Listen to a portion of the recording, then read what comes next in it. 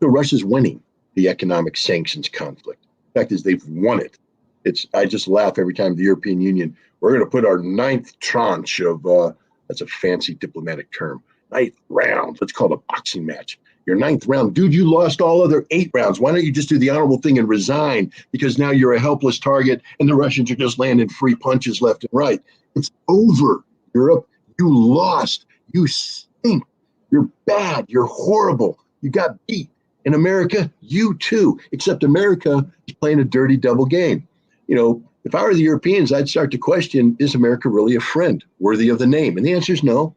I mean, America literally helped coordinate the attack, either did it or directed it to be done on a $12 billion piece of critical energy-related infrastructure.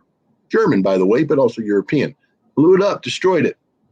Not embarrassed about it at all. America sat back and watched your entire continent collapse and sort of gloat as your heavy industry starts to migrate towards the United States. Because, of course, we have cheap energy. You don't. America's not your friend, Europe. We've never been your friend. We're never going to be your friend. You exist only as an economic colony of the United States. So long as you're able to serve to the economic benefit of America, we find you useful. When you don't, we will abandon you, just like we are right now. And because this is an economic conflict, it's expanded in other ways. For instance, the G7. What is the G7? Basically, the economic arm of NATO. Yes, I know Japan's there, but it's the economic arm of NATO or the EU. The G7 is, talking a big game. But what is the G7? Let's subtract the countries. It's supposed to be the 7 best economies in the world.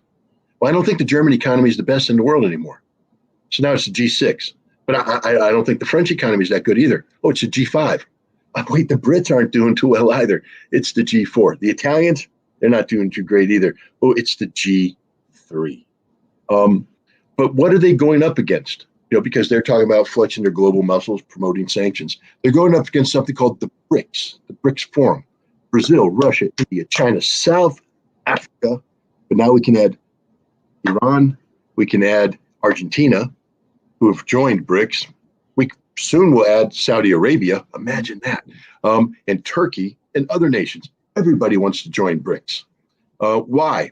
Because BRICS is doing exactly what Dan is talking about, recognizing the inevitability and the desirability of a multipolar world. The world is tired of the American singularity. The world is tired of being dictated to by the United States.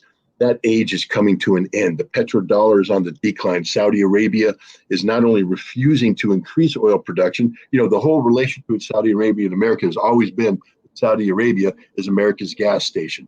When we need more gas, Saudi Arabia pumps more. They overbuilt their oil production capacity.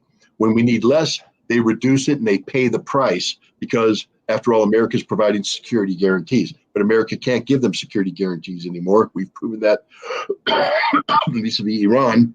So the Saudi Arabians are jumping ship. They're now taking money for their oil in currency other than the dollar. They're also not picking up the phone when Biden calls and begs to increase oil production to manage oil prices around the world. Saudi Arabia, no, we're going to decrease oil production. When the United States worked the Europeans to put a cap on the price of oil, the Saudis went there, but for the grace of Allah, go us, meaning that once you allow a cap to be put on, they can put it on anybody, including the Saudis. The Saudis said, no, we're not going to support that. None of the energy producing world accepted this notion. America has failed every step of the way. Why? Because the forces of history are unstoppable in this case. The world is gravitating towards a multipolarity that the United States will be a part of. You can't make America disappear. You don't want to make America disappear. But America will no longer be the singularity. America is going to be one of many.